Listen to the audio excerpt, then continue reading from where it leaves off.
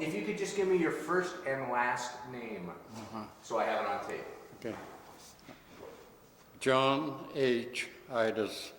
Great. Thank you.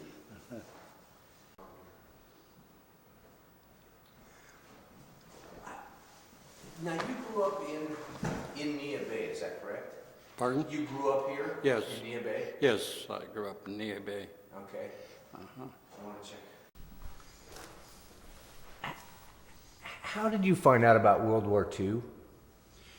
I was in high school, and I was taking world history, and we were following all the progress that's going on in the European theater war there, at Nazis and Poland falling, Norway, and all the other European countries.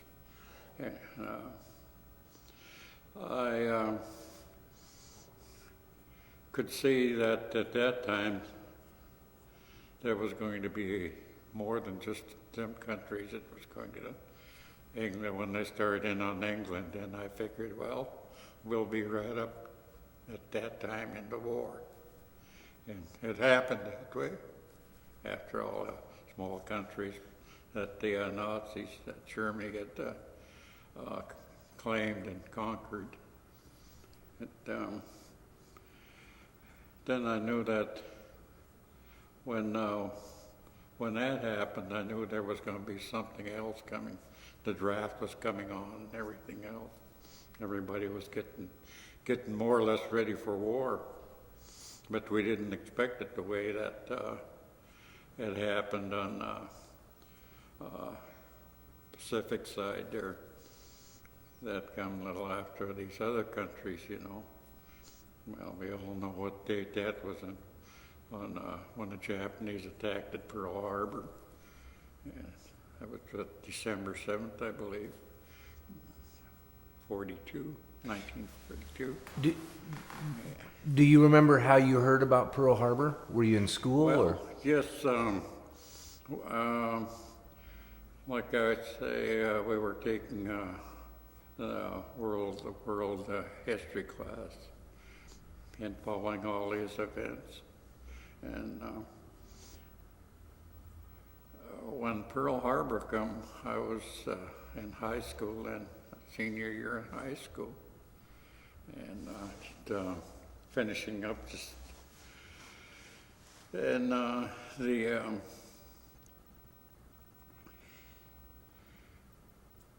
the principal that we had was in the reserve, Army Reserve, and he come and told us when we were in class there, that the United States is at war now, or will be at war. And he was called off first right in because of his reserve status, and I knew we'd be next, you know. I had the opportunity anyway to finish high school, and a lot of the young people didn't get a chance to finish high school.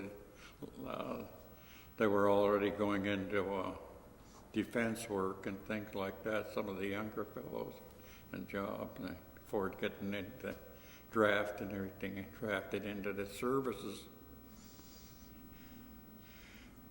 And then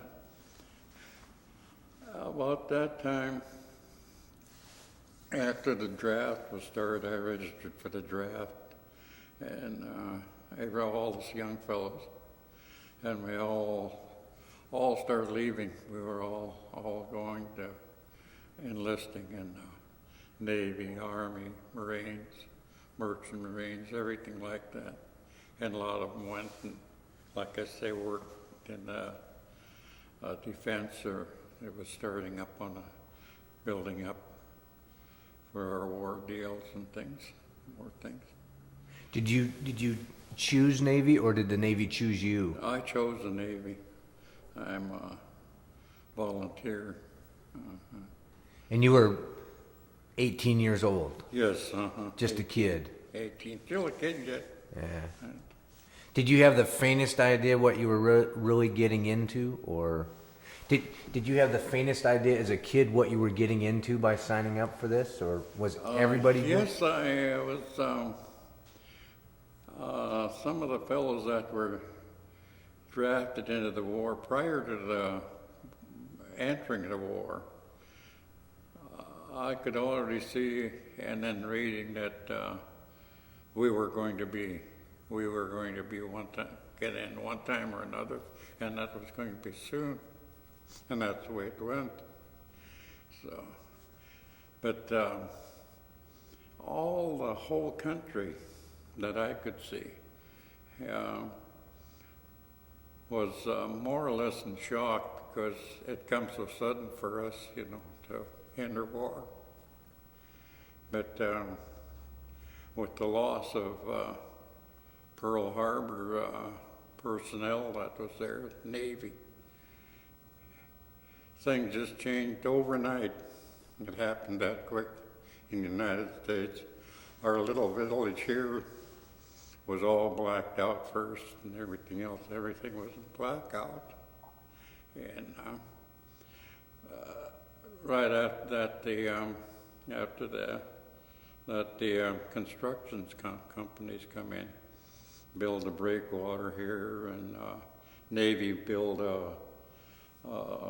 base up on the other side of the Coast Guard there.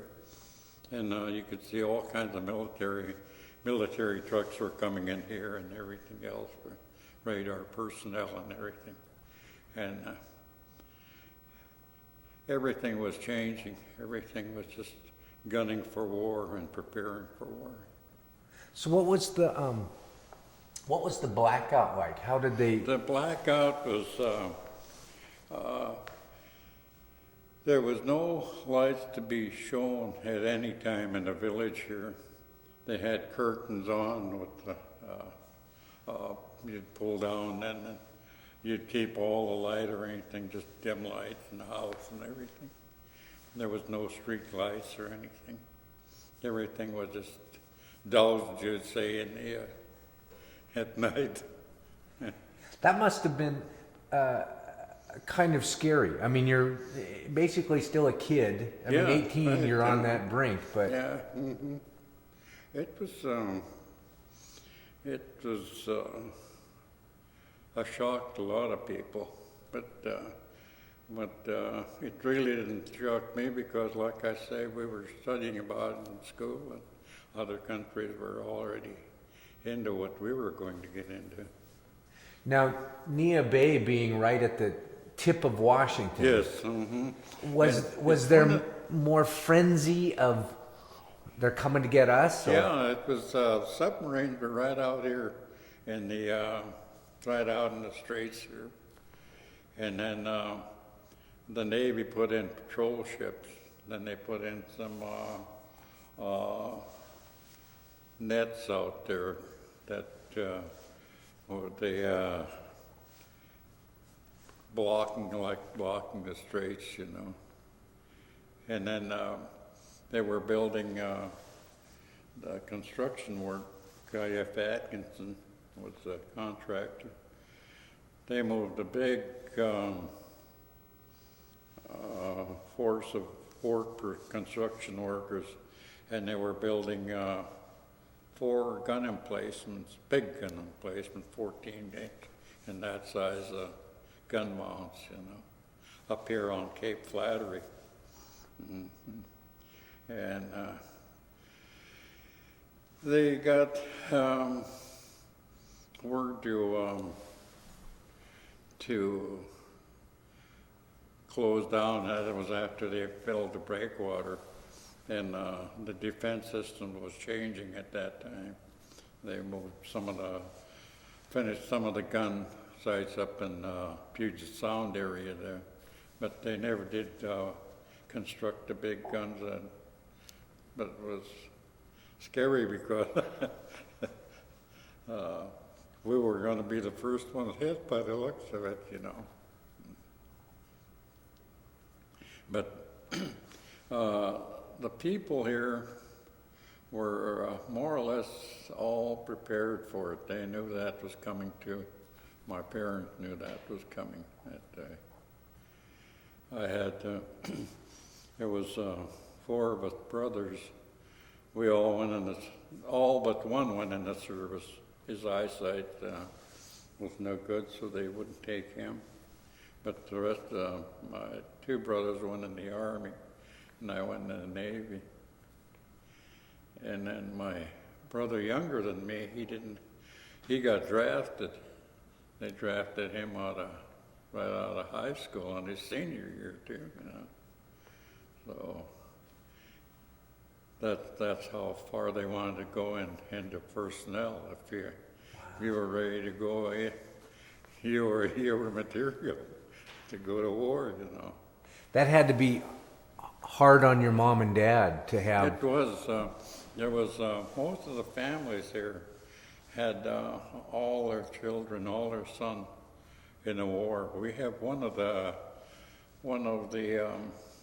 highest percentage nationwide of representative in the military in World War II, and that's quite a bit there throughout the nation, So then we were more or less, I guess you'd have to call it patriotic to our country. There was no fear of what turning around, no backing up for us. We just knew we were going to have to defend our country, and that's what our parents expected us to do. So, but fortunately, with the amount of people we had representation in just about every battle around the world at that time. That was, we had fellows in Africa coming up from that way, and going into Italy, Then we had fellows up in Burma, going into Burma. We were representing just about every place that there was conflict, That's amazing, because do you have any idea how big, how many macaw were up here at the time before the war? Because right now there's about 1,500 people? Yeah, that was pretty much the same. Really? It was pretty much the same. The population, it's going to be bigger, but right now it's about the same. Because that had to be devastating to the community. Mm-hmm. Because if you took that large a percentage away, there had to be just very few people left. Yeah, here. there were just few people left here. A lot of people that were here went into work in the war plant around Seattle and Bremerton, all the other places in defense. And the young people worked aboard ferry boats and other things like that for the catering of food and stuff, So everybody was helping support the war in one way or another. It was just the little kids and old folks left here, and families moved out, went to work in defense plants. Boy, that's amazing. Because like a big city like Seattle, if you take a bunch of people out, you would never notice it. But here, I mean, you took basically one big family, and were they? And I hate to ask this question, but did a majority of them come back, or did we lose a lot of macaw? No, they most of them come back again after the war was over. They come back home.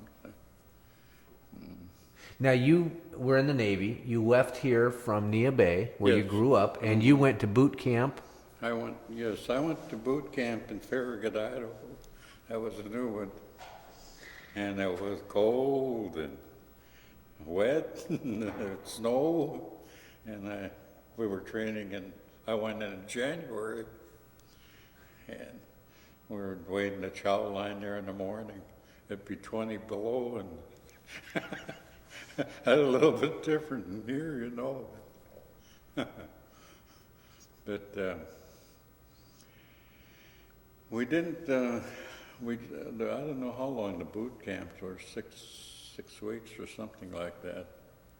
And I learned all the military rules, all things that we're supposed to know on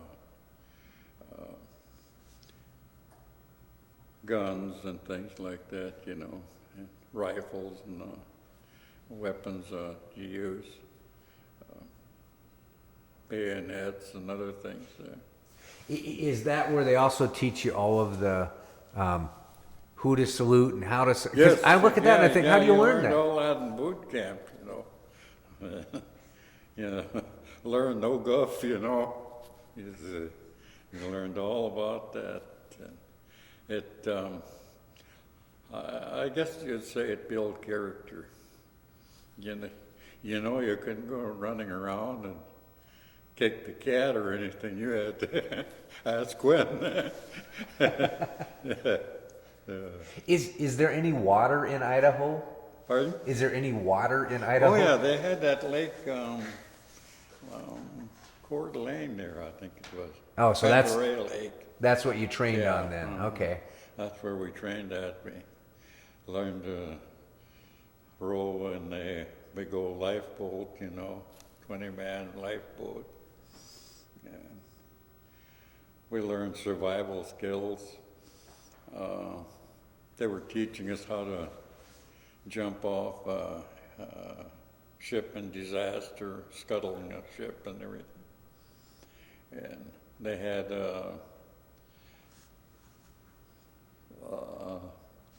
board up there, diving board. It was 32 feet up in the air over the pool.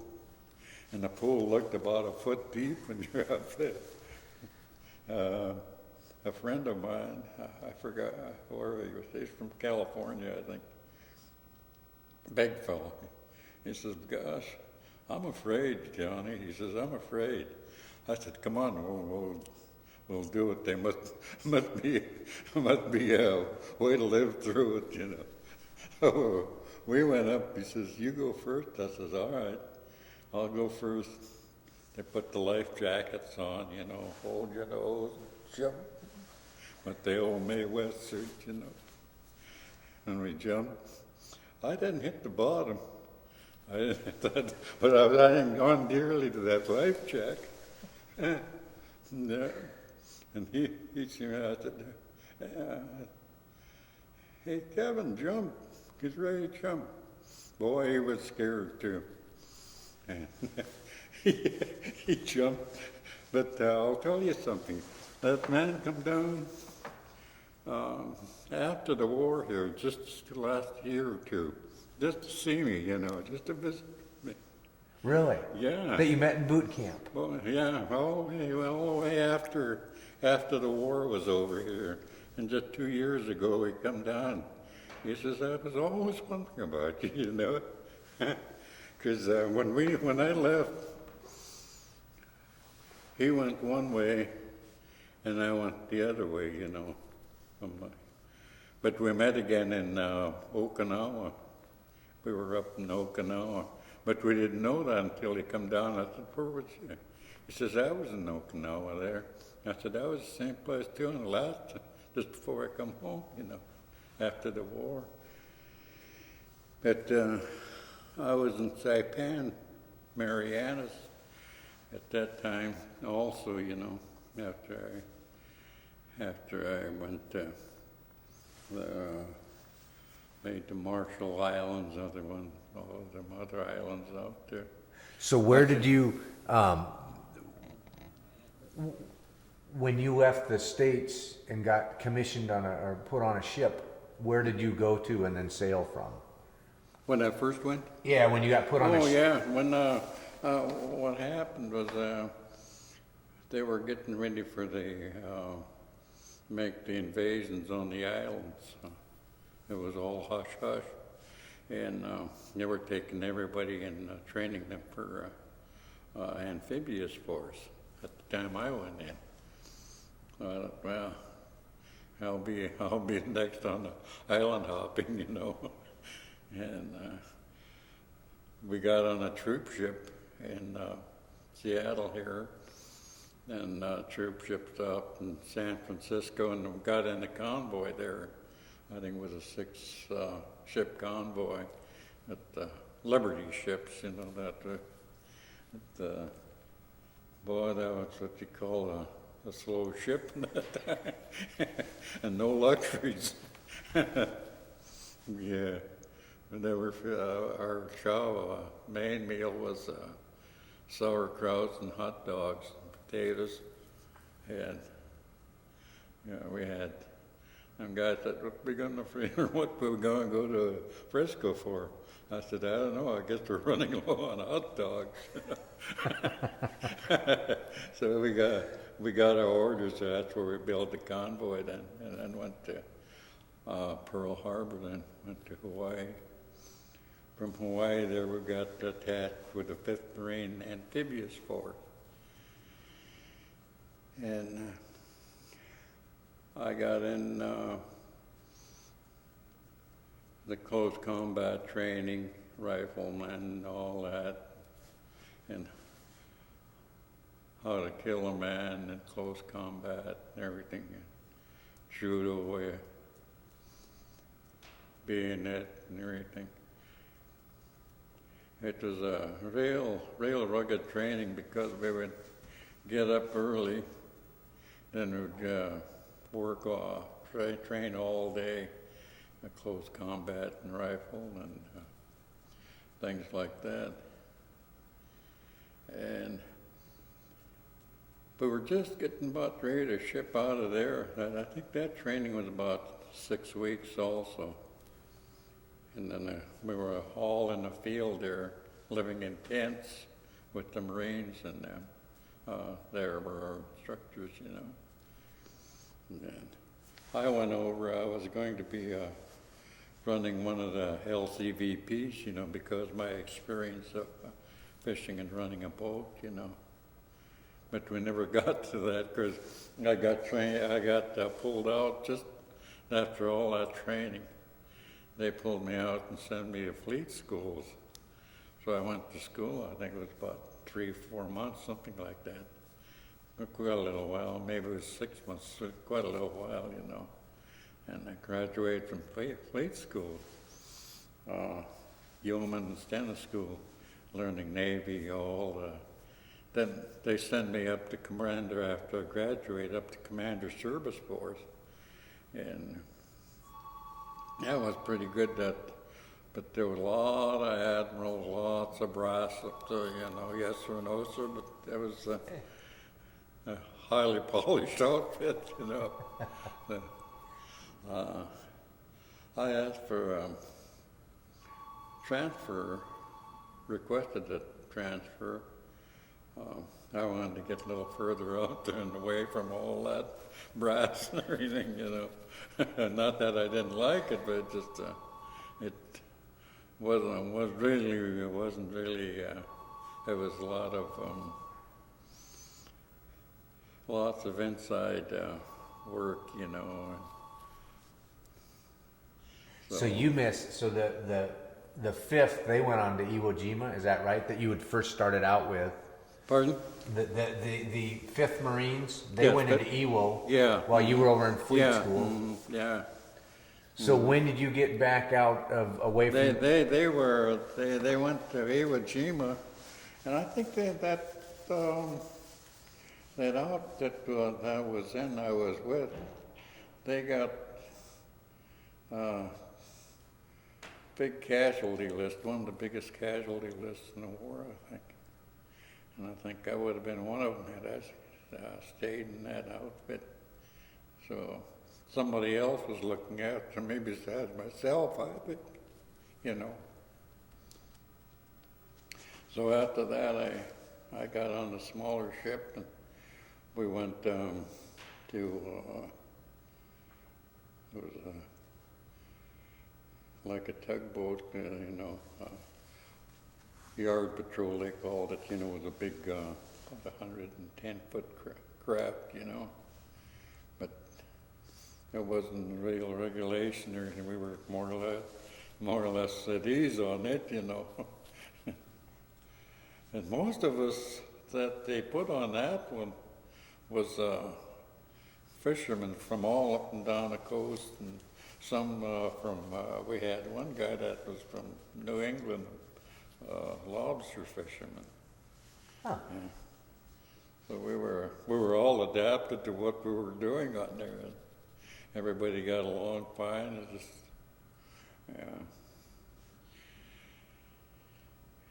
yeah, a lot of the boys I was with there were from California, you know, sardine fishermen, tuna fishermen out from the bigger boats, you know. So we fit in good. We went all the way across. Our first stop on that one was little old Johnson Island. That's about 1,000 miles, I guess, from Hawaiian Islands. It looked little, and just as flat as a pancake, you know, heading out there. I said, by God, we're going to run over the place. It's just as flat as could be, you know. We got to there, and it was. I think we were just there to fuel up top Austin Fuel. And then from there we went to Anahuac in the Marshall Islands. And we were on our way to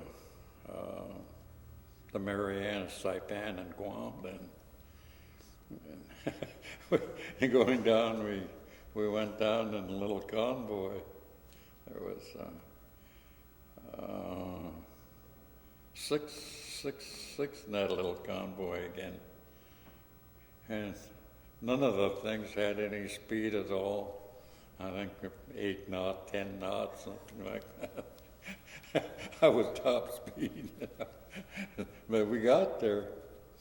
And the guy said, we were on alert there. They said, we got a submarine alert. You got to start zigzagging. I said, this thing's so slow, by the time we got straightened out, we'll be old men, you know. So they just kind of kept the course a little bit, that it was veering, you know. And then we headed down from the Marshall Islands further down to closer to the equator, you know. And we turned when we got close there over, and then turned, we went back to towards the Marianas, and hot. It was real hot too then. Day and night, just day and night. No air conditioner on that thing either, you know. And didn't have the luxuries a lot of the things we have in today's world, you know. But it just, I think for a young person, you just adapt to it, you know. And that's the way the Navy, it seemed to me. I just adapted to the way of life, you know. Had you been away from Nia Bay much as a kid? I've lived when my father was a Presbyterian minister, and he had his first ministry in Lapwai, Idaho. And from the time I was born till 5 years old, we stayed up that way. We'd take a train back and forth every year, you know, once a year. And so I got to see the outside and the other side of the hill there, you know, and a little. Because I was wondering if all these places that you were going in the Navy, if you'd ever even heard of them or thought of them, or all of a sudden you're. Yeah. That must have been kind of adventure in itself. It was, yeah, you could look at it that way. I've seen a lot of places, been many places there, and I've seen other people of the world and things too, you know, different people of the world. When we were up in Saipan there, they had what they called a military government, where they had the Japanese that were captured on the island civilian. And then they were, they would work around the yards there, but you know, they weren't guarded or anything because they did some kind of ship work, some of them, you know, and things like that. Some kind of manual jobs also, you know. So they come right aboard. You got to talk with them and everything. I was on Saipan. Was there any? I had talked to a young, well, I guess relative. He was young when he went in, but an African American gentleman that had gone in, and he talked about the prejudice that he faced when he was in the service. The what? The prejudice that Oh, he faced. yeah. Was that an issue or not an issue? You know, I could tell you, and I don't know why it is. I've always got along. I got along with everybody. There was no prejudice. We played cards. I played all kinds of instruments for them, and everything. And you know, more or less, I fit in with them, you know. And I didn't feel any prejudice. I really didn't. And I'd play cards with them. They'd try to get me mad once in a while because I'm a good card player, you know, good gambler. And one great big old guy, I can tell you this, and we were playing, and he's just kind of like a born loser, like, you know. You could almost depend on your meal from him if you had. So I'd play with him, and darn, he'd get mad. He'd get, darn you, rain in the face. I said, sit down, big boy, sit down. We'd start playing again. I'd get another card. Sometimes I would just tease him too, you know, to give him a win now and again. Keep him in the game. So there was a camaraderie ship. You made a lot of friends. Yes, I made a lot of friends. Like I say, some of them come all the way up here to visit with me. And I've seen many of them along the way.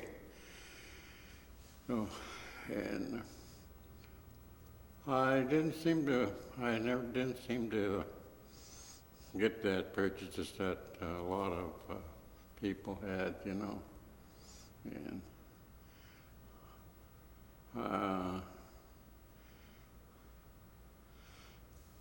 I was always good on bookwork and always good with my hands and everything, making things. And I played a guitar and things like that, you know. And everybody would just come around, would start singing and whatever, you know, and entertaining. And then after I got on the bigger ships, after I got stateside here again, I got on the bigger ships, and then I got on the USS Pennsylvania, the first one, and then they wanted me to re-up and go to, what was it, King Islands there for that A-bomb test. And I'd already heard about the A-bomb when we were in Saipan there, and then when we went up in Okinawa when the war ended, you know. I didn't want any part of that part of the war, you know. So you already had a good idea of what. Yeah. This day we're going to load us up there, take the ship to the A-bomb test there. I was in the Marshall Islands, I think. And I said, no, I'm a short timer. I'm going to get out pretty soon. I'll get off here. So they put me on the Essex for a while, on the carrier Essex. The first time on before them, this is real. They were buttering me up for a long time there before they let me get on another ship, you know. I got 72-hour liberties now and again, and actually not much duty on the station. And I come back, and then they'd have chow on. They'd feed you any time of the day and night or whenever you come in, you know. And they'd have great big steaks or whatever you wanted, you know. I gotta watch it. And after I got out of there, and then like I told you, I got transferred to the other ships after that close call of going back out again. Wow. What was the most active area that you saw? In the war? Yeah, how close were you? I think probably Saipan, Marshall, Saipan would be. And then we made a cruise up to a patrol up to Okinawa on that small ship, you know, patrol craft, and then back. But you got in Saipan, the Japanese would come by and fly, bomb every night there, and a lot of artillery fire going over and firing. I could see it all night there, and you'd be just under fire there all the time, you know. But they never did make too many hits right on the island, you know. The 50 millimeters and things, and the bigger 5-inch, I guess they would keep them way up there where they couldn't get a good target or anything. So were you on the ship or were you on the island? I was on the ship then. Mm-hmm. So you had you also were firing. People were firing. Yes. Yeah. Mm-hmm.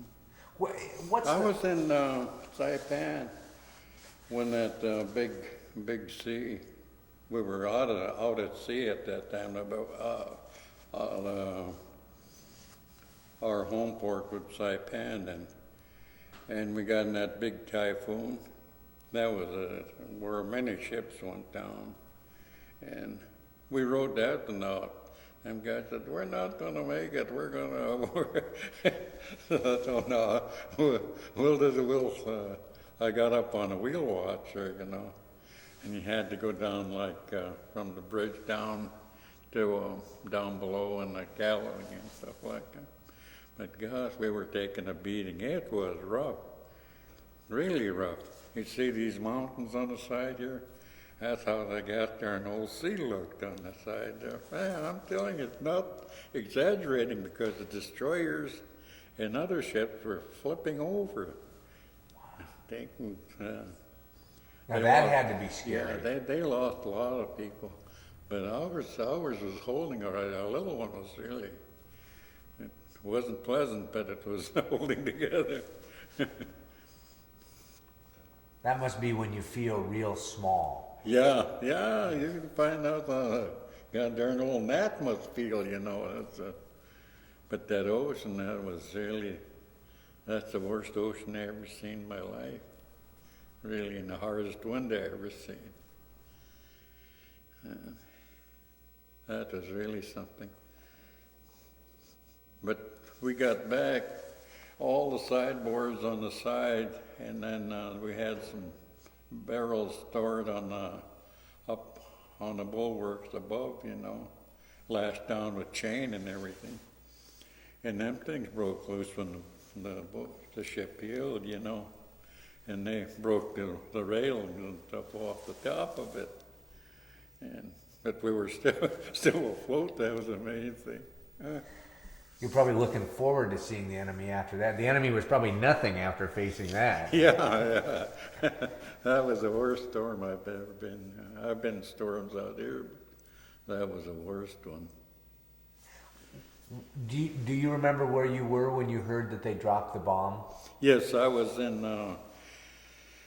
Saipan, and then we were ordered back in.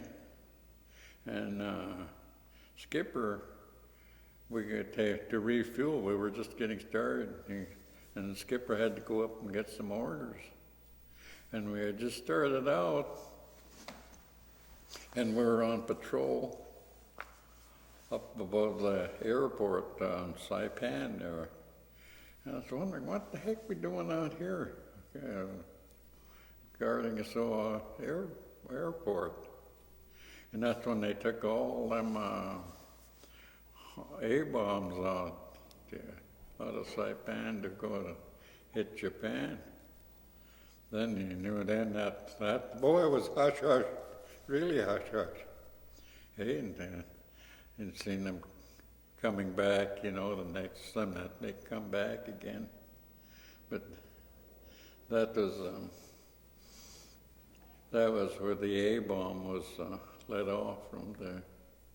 And that, I don't know how many hour flight it was from there to Japan.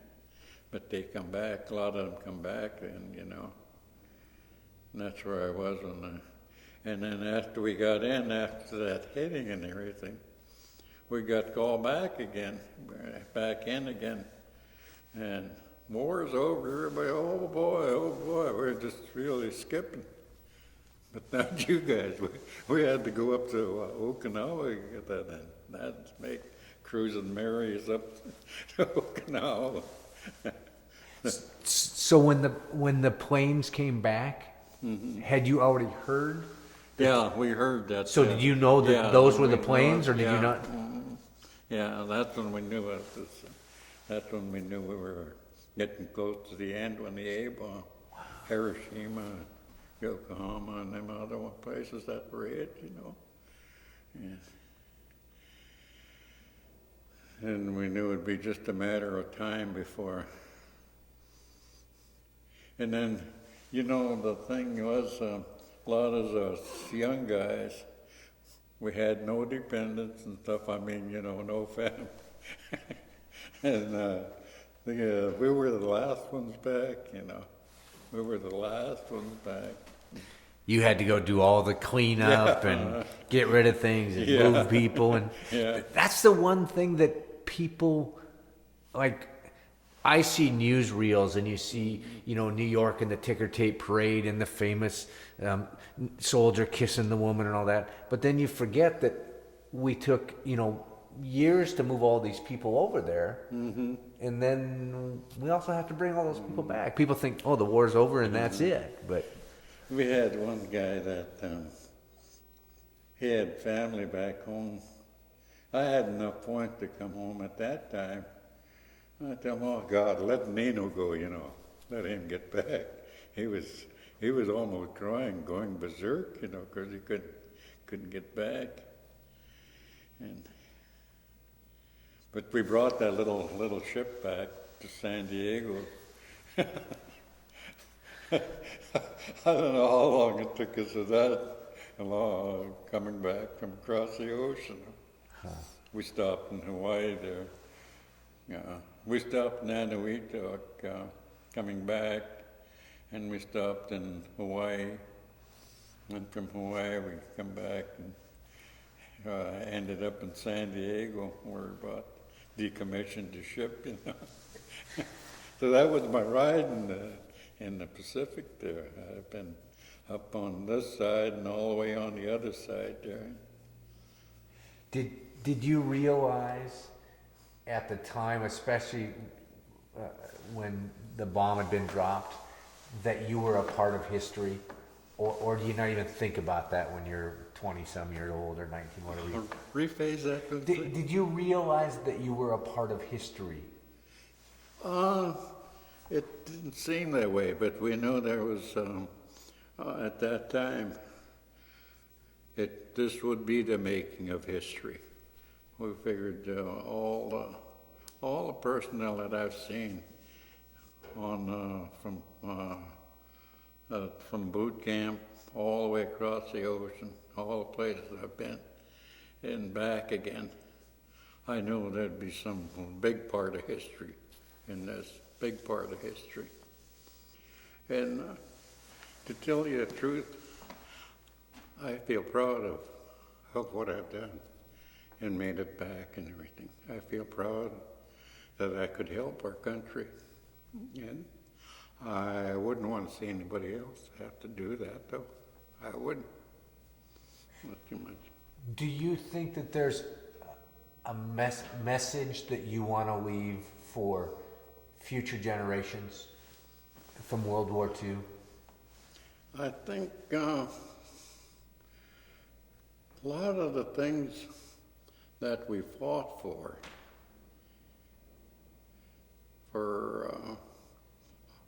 the generations that some of it is missing the mark. Some of it is not being heard by all the people, the violence, the crime, and the things that go on. I think it's something that we that fought the war did not see it was going to be. We thought that it was just like World War I, war to end all war and things. But you see now the turmoil of everything that's going on in this world now. It's not settling. It's not settling. And I think that the people are going to have to realize that they're going to have to be more active in keeping violence out of our country. We've had violence from bombs and things from over, from other countries there. And it seems to me that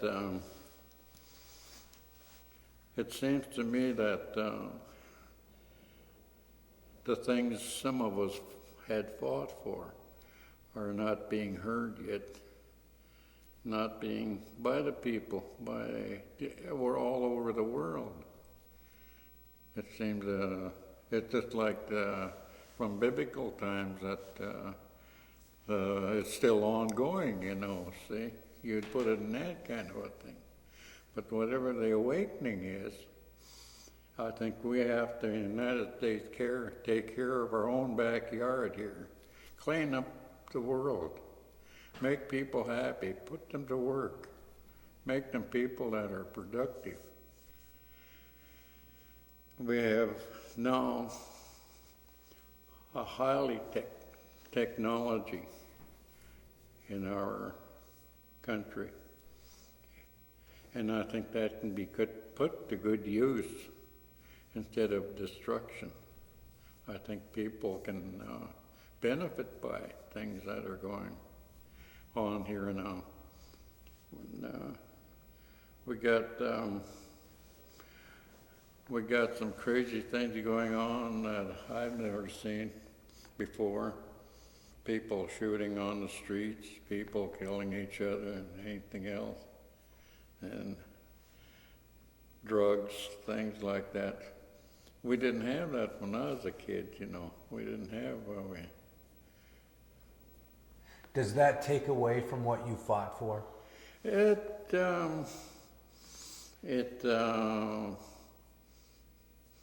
take away some things that we fought for, because we put our lives on the line. We put our lives on the line so that all men in this country or anywhere could have a voice in what's going on. And it's really not that way yet. Everybody don't have a voice in what's going on. I think that's going to have to change either way, by our powers to be, but I think it starts probably just like we were, right at our home life. And so I think we never shot a teacher before in my time, You never kicked the door in the right time. And things like that. It's altogether, things are so hostile type of things. That's one of the things we never fought for. We didn't fight everybody to start killing each other, start murdering each other. and things like that. That's the hard part of the things that I see. Do you think that we could face another world war, or do you think we're smart enough? The way that we are going, it would be very difficult to fight a war. You wouldn't be able to do like when I was in. I could trust the man I was with. I could trust him. I knew he'd do his job, and he knew I'd do mine. Now you don't know if that man's gonna snort up or whatever, you know. See, I mean, he might break before the storm, even, you know. And I see it that way. I see it that way.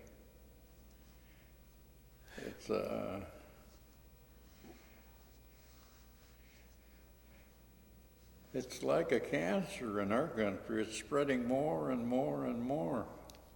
And the harder we fight, the worse it spreads, seem like, in getting things done right. Until they get to the key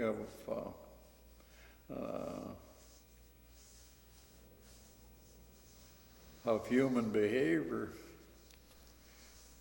again, we'd be able to carry on.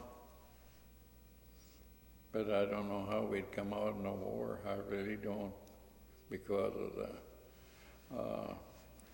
discipline problem we'd have now.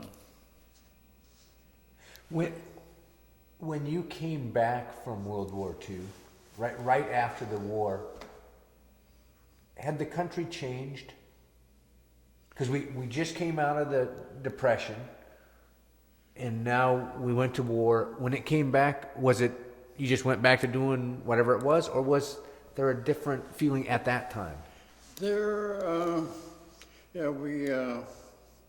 grew up during the Depression. I know what hard times were in this country. I've had many friends come from the far countries, and Oklahoma, and all through the other parts of the countries, all the way from the East Coast, looking for jobs. And it was pretty nice after we got our country going again. And I think if we could keep our country stable without all the infighting of what goes on in our politics and everything, that's where a big part of things are, you know. Same thing like in our world history, the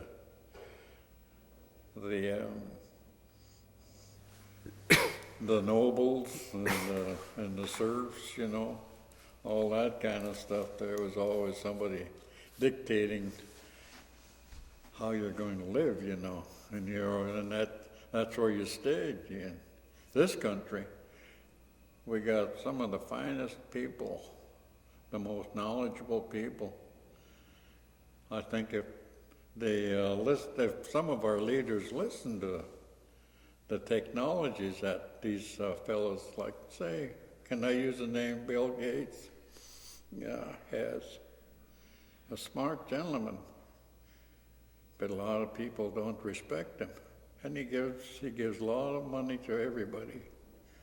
Best philanthropist, you know. And he don't try to bother nobody. But it seems in this country, if you do good, everybody's on top of you, you know. So they just trying to. I guess that's wherever you go, though. Do you think that's changed, that we've gotten more that way since I mean, when you came back from World War II, it sounded like everybody they were patriotic, they were for the country, they were building. Yeah. And I think, say, during my lifetime now, I mean, I got in the workforce after World War II, and the economy had been pretty good, but during these times. But our ecology was getting worse and worse, pollution, everything, all these things coming. we were killing the golden goose of our natural resources, and we haven't been able to replenish as fast as it takes to. We're hurting ourselves, we're hurting our country, we're hurting each other. We gotta, I guess the saying, they clean up our act, We, all people gotta do that. Learn to live together, learn to work together. And I think that's what that war was all about, I mean, that's the way I thought it was all about. And I would like to see it that way. I'd like to see people be able to live a decent life, enjoy the things of the world, and, the beauty of the world, its natural resources, and take care of it. I think that would be the key to what this country needs. It would be instilled in everybody's mind of what you're going to do, When you see the American flag, when you see the American flag, what does that mean to you? When you see the American flag? I've been taught to be real patriotic from the time I went to school. Real patriotic.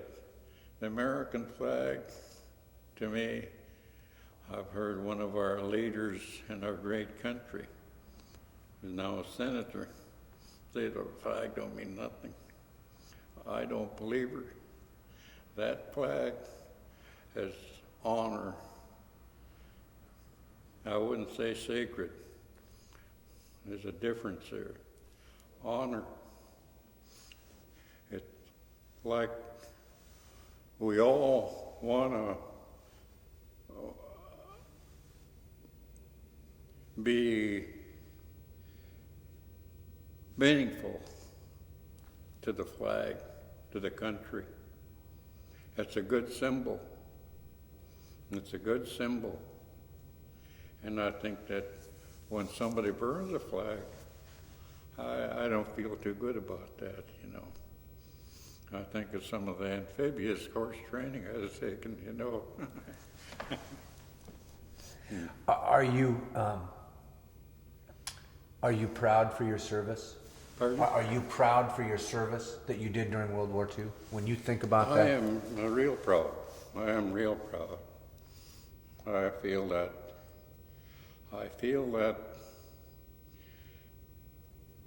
dedication.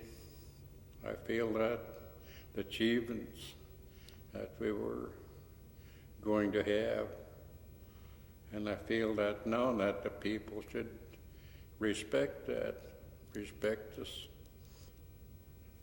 I think every people should be respectful to each other, and especially to the people that serve the armed forces. That's the way I look at it. When did you get out of the Navy? I got out in April of 1946.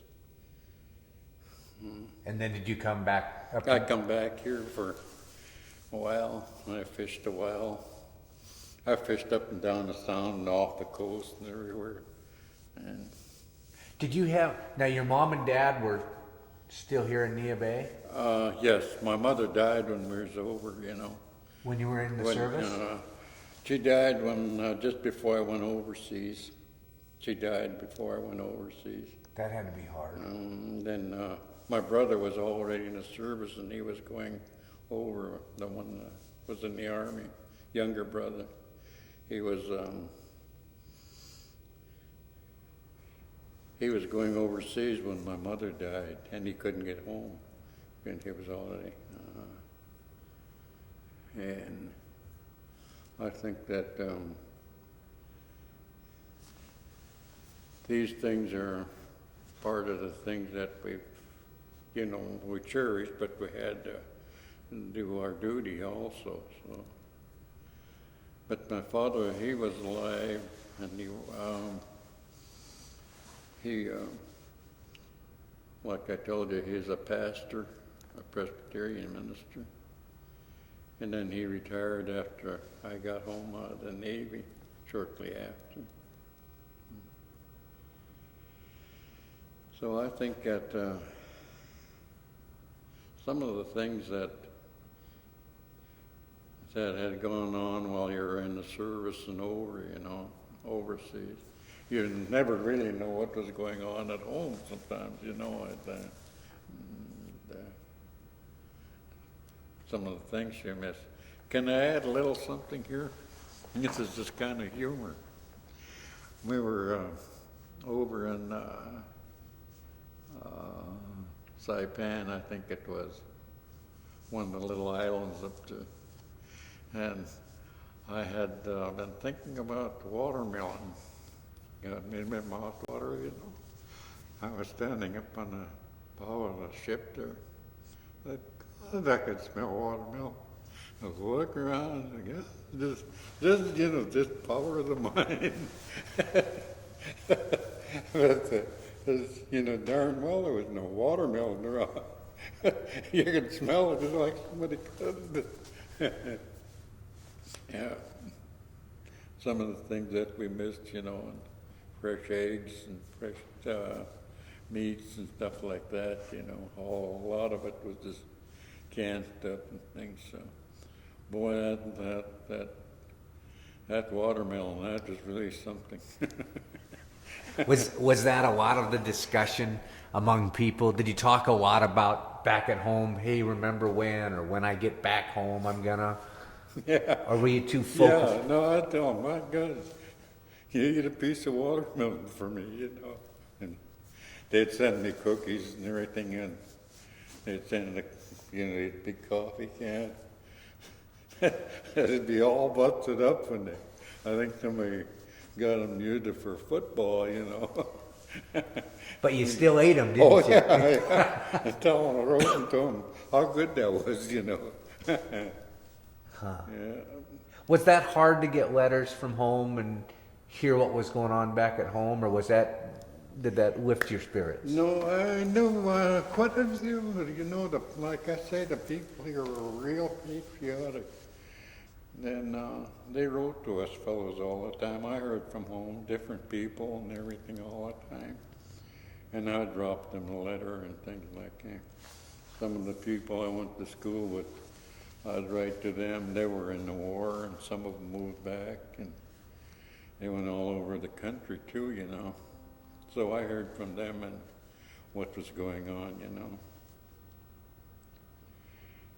Yeah, so. What did you like to hear? The average, everyday things. What did you like to hear in letters? Just the average, everyday thing from home. We got up today and the fish are out there. Or I don't know. I like those fish. That's what I like. See, that's what I like. Huh. Yeah. Well, great. Well, a feeling of more understanding and a more appreciation of your life and how you live your life. You say, boy, I'm not gonna commit any kind of crime when I get out, Yeah, but yeah, you learn a lot. The things that I've learned, I've used. I've learned to use all the things. And I still get along with people, but don't ever get me mad. I always tell them, don't ever get me mad. But I think that these things are, I would say you're on a track of opening up minds that have to hear and have to do and have to see. And it'll be most beneficial. That's what I was trying to instill in what our talk here was just the continuity of life and how to appreciate it. You see. Can you guess how old I am now? Well, I know you're over 70 because I can do the math. And I'm guessing maybe 77, 78. Yeah, you're right on. Am I? Yep, right on, 78. I'll be 79 this May.